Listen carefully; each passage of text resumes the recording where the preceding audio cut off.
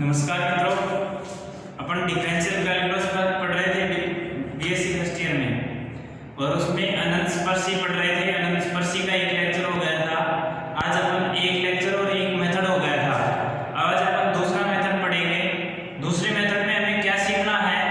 हमें सीखना है कि जब आपके पास फाई एन एम बराबर 0 रखते हैं और m की कोई दो वैल्यू समान आ जाए, m की कोई भी दो वैल्यू समान आ जाए तो उसके लिए हम अनंत स्पर्शी कैसे देखेंगे, तो वो उसका मेथड पढ़ेंगे आज। देखिए,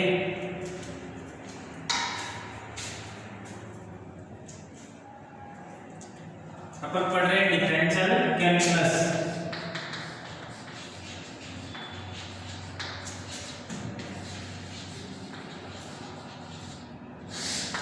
ठीक है, और अपन आपके पास कोई phi n m plus phi N minus 1 m plus phi N minus 2 m phi N minus 3 m इस टाइप से कोई कर्व दे रखा है। ये phi n m N minus 1 n minus 2 m N minus 3 m and so on. इस type से लिखने का मतलब x पर इसमें n घात की जितनी भी टर्म है उन सब में x बराबर 1 और y बराबर n, n माइनस 1 घात की जितनी भी टर्म है उनमें x बराबर 1 और y बराबर n, n माइनस 2 घात की जितनी भी टर्म है उनमें x बराबर 1 और y बराबर n, n माइनस 3 घात की जितनी भी टर्म है उनमें x बराबर 1 और y बराबर n पुट करने पर, ठीक है। तो यहाँ से अपन फाई एन एम बराबर 0 रखने पर, फाई एन एम बराबर 0 रखने पर ये m में समीकरण मिलेगी। m में समीकरण मिलेगी तो n बराबर m1 m2 m3 इस टाइप से मिलेंगे। कोई भी दो रूट अगर समान हो, m1 बराबर m2 हो, तो उसके लिए हम क्या करेंगे? तो उसके लिए देखो हमने कहा है फाई एन एम बराबर 0, m के दो मान समान आते हैं। m के कोई दो मान समान आते हैं।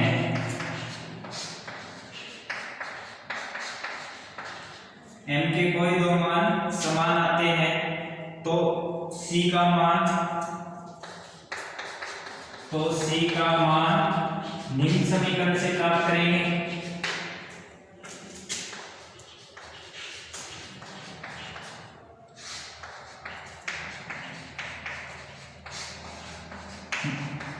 ठीक है, और वो कौन सी समीकरण है?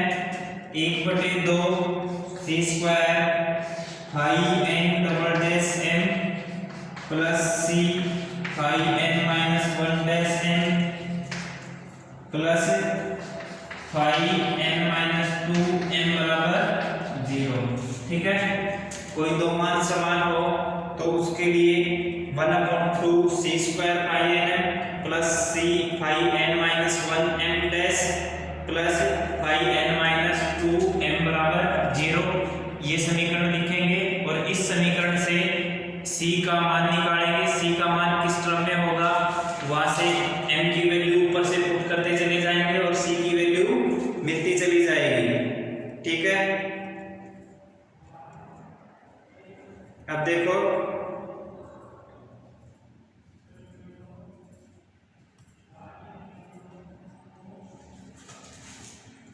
अगर कोई तीन मान समान हो, m के कोई तीन मान समान हो तो c का मान निम्न समीकरण से लिखेंगे।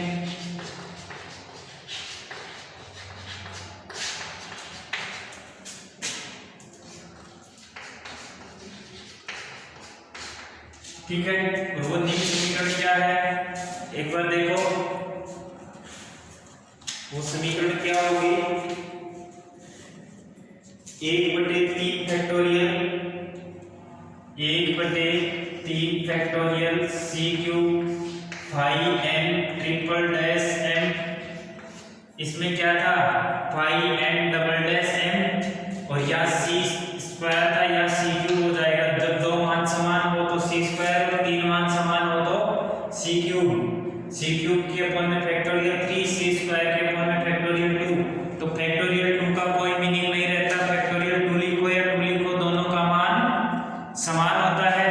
इसलिए यहाँ 1 अपन factorial 3 C cube phi N triple dash M plus 1 upon factorial 2 या 1 upon 2 C square phi N double dash M N minus 1 या फाई एन या एन माइनस 1 या एन माइनस 2। तो सेम वे में इस पे फाई एन, अगले में फाई एन माइनस 1 एम, अगले में phi N minus 2 dash plus C phi N minus 2 dash M और प्लस या फाई एन माइनस 2 था लास्ट में, तो या फाई एन माइनस 3m बराबर 0। तो ये आपके पास जब आपके तीन मान बराबर हो तो ये समीकरण आएगी। ठीक है, आए समझ में? जब आपके पास m के दो मान बराबर हो तो आपके पास c का मान इस समीकरण से निकालेंगे और ये समीकरण क्या है 1/2 c square phi n double dash m plus c phi n dash m plus phi n minus 2m बराबर 0। जब आपके पास तीन मान बराबर हो तो 1 factorial 3 c cube phi n triple dash m plus 1/2 c square phi n minus 1 double dash m plus c phi n minus 2 dash m plus phi n minus 3m बराबर 0। इस समीकरण से c की वैल्यू निकलेगी, m की value आप phi n बराबर 0 रखोगे तो m की वैल्यू आ जाएगी, m की वैल्यू आ गई, c की वैल्यू आ गई। तो आपके पास अभी असंतोष क्या होंगे y बराबर mx प्लस c, m और c का मान रखते चले जाओ, आपको अनंत पर c मिलते चले जाएंगे। ठीक है, अब आगे देखिए अपन एक एग्जांपल करते हैं। यहाँ से ये चीजें इंपॉर्टेंट है, ये दो मान वाली। जब m के दो मान समान हो तो आपको सॉल्यूशन किस वे में होगा वो ध्यान रखना बहुत जरूरी है। यहाँ से क्वेश्चन मोस्टली अक्सर पूछा जाता है, तो ये तो आपको याद रखना जरूरी है। बाई चांस नहीं, अगर किस्मत खराब ही हो तो आपको ये तीन मान वाला भी पूछा जा सकता है। आप एक याद रख सकते हो तो दूसरा उससे बढ़ा भी सकते हो। आपको एग्जाम में याद ना रहे तो 1/2 की जगह 3 सी स्क्वायर की जगह सी क्यूब और ये डबल डैश की जगह ट्रिपल डैश।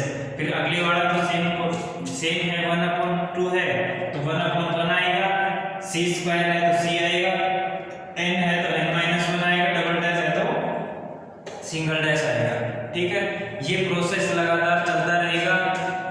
दो मान के लिए, तीन मान के लिए, 4 मान के लिए, 5 मान के लिए, कितने भी मान के लिए आप बढ़ा सकते हैं, लेकिन आपके सिलेबस में ज्यादा नहीं है। 2 मान या 3 मान तक ही है।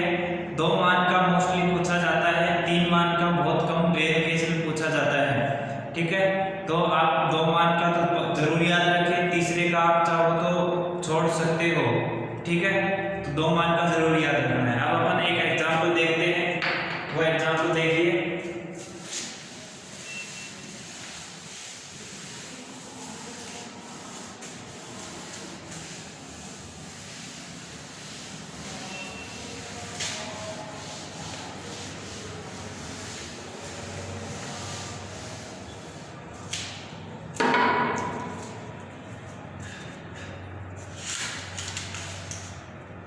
निम्न वक्र के अनंत स्पर्शियां ज्ञात कीजिए।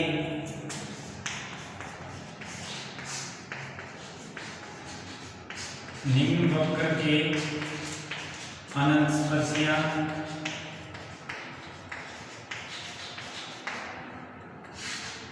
ज्ञात कीजिए। और वो वक्र क्या है? x³ plus yx² minus xy² minus का 3x माइनस y माइनस 1 बराबर 0। x³ plus xy² yx² minus का xy² माइनस का y³ ये माइनस का वाई क्यूब और आएगा माइनस का 3x माइनस वाई माइनस 1 बराबर 0। ठीक है, अब एक चीज और ध्यान रखनी है आपको, जब आपके पास x क्यूब और y क्यूब दोनों के गुणांक जो अधिकतम घात है x और y की जब अधिकतम घात का गुणांक कांस्टेंट हो, अचर हो, तो x और y x के समानांतर कोई अनंत स्पर्शी नहीं होगी। x तथा y x के समानांतर कोई अनंत स्पर्शी नहीं होगी। ठीक है, तो पहले वो लाइन भी लिखनी है, x तथा y के समानांतर कोई अनंत स्पर्शी नहीं है, अतः phi nm तीन अधिकतम घात है तो phi 3m, दो अधिकतम घात है तो phi 2m, पांच अधिकतम घात है तो phi 5m। ठीक है, तो तीन अधिकतम घात का है, तो यहाँ से तीन घात या 1 प्लस 2 भी तीन घात, 1 प्लस 2 भी तीन घात और 1 घात 1 घात। ठीक है, और ये वापस से तीन घात का गया, तो यहाँ से अधिकतम तीन घात है तो phi 3m लिखेंगे। अब देखो लिखने का तरीका, यहाँ x तथा y की उच्चतम घात 3 के गुणांक अचल हैं, हाल में क्या लिखेंगे, यहाँ x तथा y की अधिकतम घात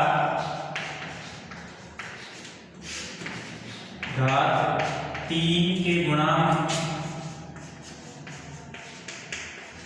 y x तथा y की अधिकतम घात कितनी है, यहाँ भी 3 और यहाँ भी 3, और इनके गुणांक अचर है,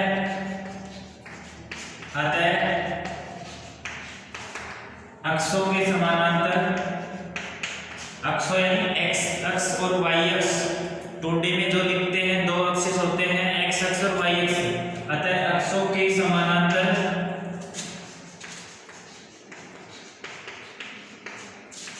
कोई अनंत स्पर्शी नहीं है, कोई अनंत स्पर्शी नहीं है, अतः phi 3m बराबर x बराबर 1 y बराबर m रखने पर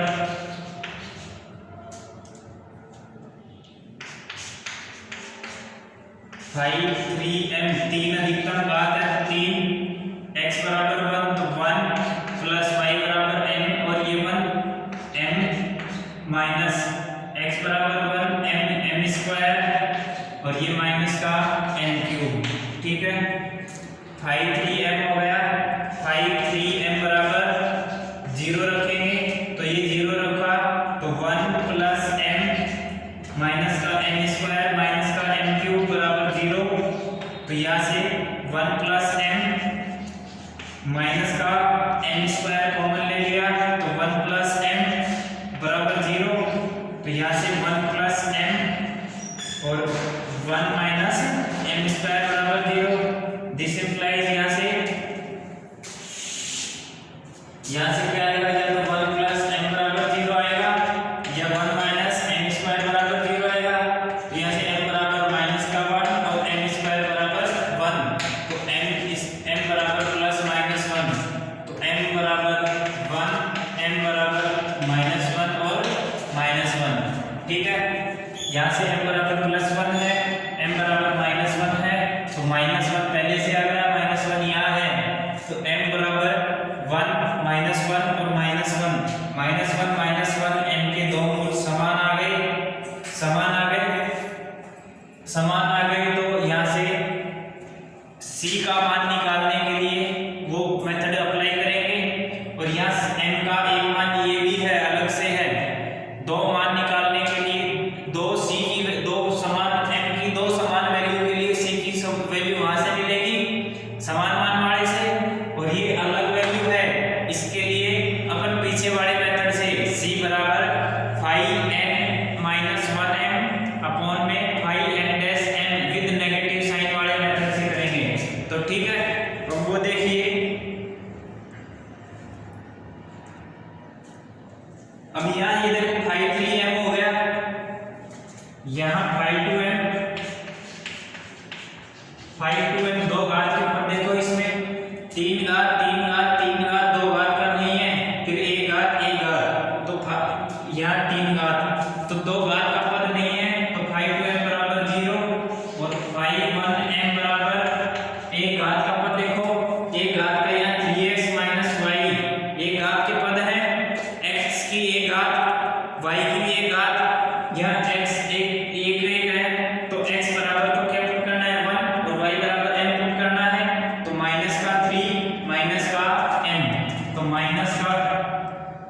3 इंटू 1 माइनस का 3 और माइनस का n। ठीक है, अब c का मान निकालने के लिए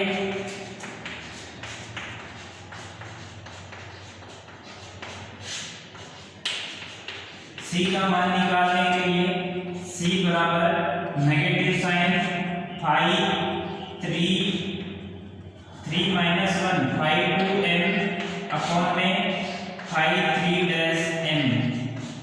यहाँ फाई 2m क्या है 0 अपॉन में फाई 3 डैश 3 फाई 3 का डैश निकालो, फाई 3 डैश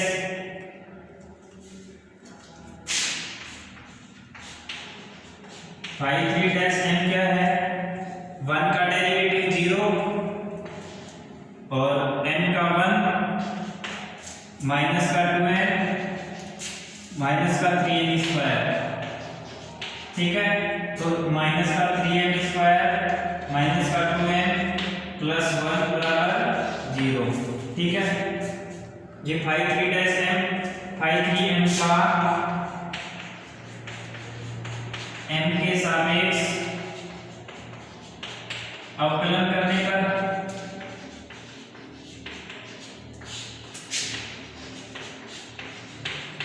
फाई 3m का m के सापेक्ष अवकलन किया तो फाई 3 डैश m निकला। ये फाई 3 डैश m का मान यहाँ किया तो 0 अपॉन समथिंग 0। ठीक है, अब ये तो 0 आ गया। यहाँ दो डिस्टिंक्ट वैल्यू है, दो समान वैल्यू है, उसके लिए m की वैल्यू c की वैल्यू अलग आएगी और जो अलग से वैल्यू है उसके लिए c की वैल्यू यहाँ से मिलेगी। m बराबर 1 पर c बराबर 0, तो यहाँ से एक असंतोष यहाँ से मिल जाएगा आपको। अब m बराबर -1 के लिए दो समान मान के लिए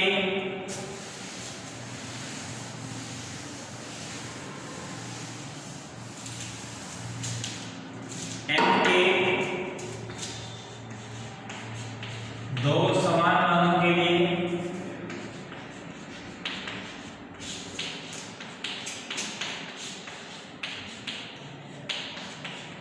m के दो समान मानों के लिए 1/2 c स्क्वायर फाई n क्या है अधिकतम 3, तो phi 3 double dash m plus c phi 2 dash m plus phi m phi 1m बराबर 0। ठीक है, 1/2 c square phi 3 double dash m plus c phi 2 dash m plus phi 1m बराबर 0। यहाँ phi 3 dash m बराबर कितना है 1 minus 2m minus 3m square. Phi 3 double dash m बराबर 1 का 0 माइनस का 2 और माइनस का 6m। ठीक है, ये वैल्यू आ गई। अब ये वैल्यू और निकालनी है। फाई 2m बराबर 0, this implies phi 2 dash m बराबर भी 0 और फाई 1m बराबर माइनस का 3 माइनस का m। ठीक है, अब ये मान इस समीकरण में रखने पर चारों से लिख लो। उपरोक्त मान समीकरण 1 में रखने पर इसको 1 नंबर मान लो। उपरोक्त मान समीकरण 1 में रखने पर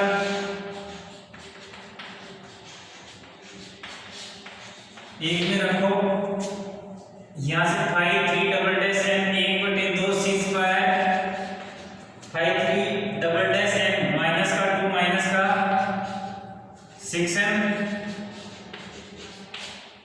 और plus c phi 2 dash m 0 plus c into 0 plus phi 1m minus 1 minus का 3 माइनस m बराबर 0। ठीक है, तो यहां से 1/2 c स्क्वायर ये माइनस का साइन कॉमन ले ले, इधर से माइनस साइन कॉमन ले ले, वो उधर गया तो 2 + 6m, और ये उधर जाएगा तो माइनस का साइन 3 + m, ठीक है। और c² बराबर माइनस का 3 + m अपॉन में 2 + 6m इंटू में ये 2, ठीक है। m का मान रखो या इधर से ये देखो, मैं इधर से m बराबर 1 और m बराबर -1 और -1,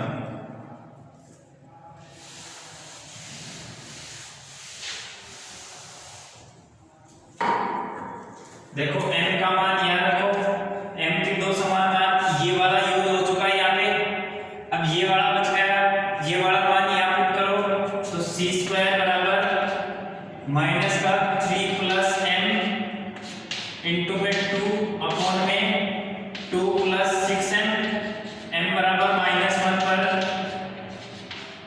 c² बराबर माइनस का 3 - 1 इंटू में 2 अपॉन में 2 + 6 इंटू में -1, तो 3 - 1 2, 2 इंटू 2 4, तो माइनस का 4 अपॉन में 2 - 6 माइनस का 4, तो माइनस माइनस प्लस 1 आ गया, c² बराबर आ गया 1, दिस इंप्लाइज c बराबर +-1, ठीक है।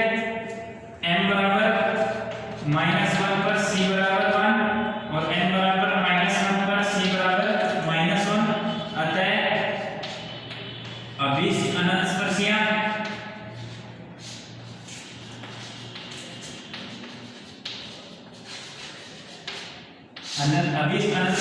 क्या होगी, m बराबर 1 पर c बराबर 0, दिस इंप्लाइज y बराबर,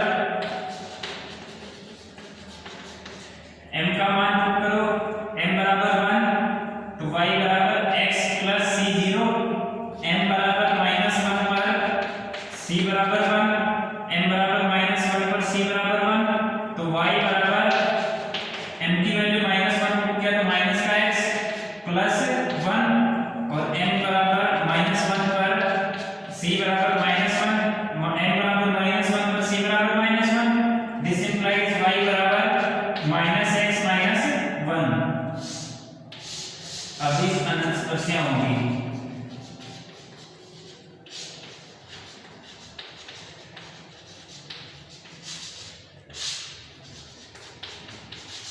आप चाहो तो इसको एक में भी लिख सकते हो, y बराबर -x + -1, चाहो तो एक समीकरण भी लिख सकते हो, चाहो तो दोनों को अलग अलग समीकरण में भी लिख सकते हो, ठीक है।